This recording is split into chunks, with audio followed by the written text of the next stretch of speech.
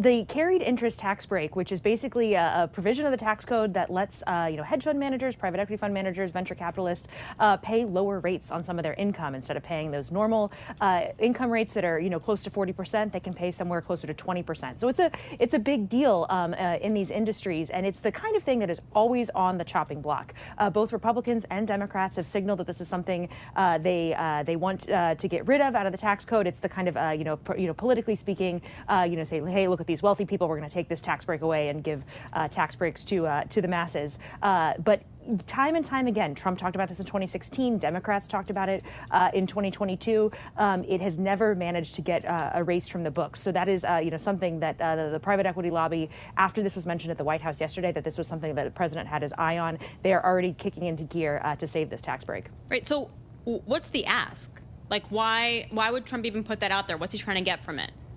So the thing here that Republicans are really struggling with is how to pay for their tax cuts more broadly. They have somewhere close to $11 trillion worth of tax cut ideas and only have maybe a couple $100 billion worth of ideas on how to pay for them. So they're starting to go through the couch cushions and figure out, okay, can we use the tariffs for this? What are some other tax breaks that we can use to kind of offset this really big sweeping tax plan they have?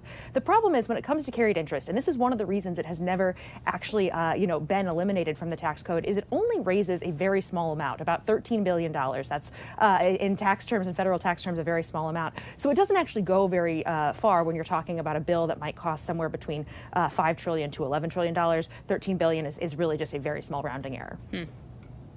Exactly. It's like that's not going to move the needle. I mean, that's like toilet paper. And right? I can't help but think about the image of, I guess, the first Donald Trump presidency, when he convened a bunch of executives sitting right next to President Trump was Steve Schwartzman, arguably the biggest private equity beneficiary of these tax treatment. Is he getting any pushback, or what type of pushback is he getting from a lot of folks I would characterize in his inner circle, the Mar-a-Lago crowd?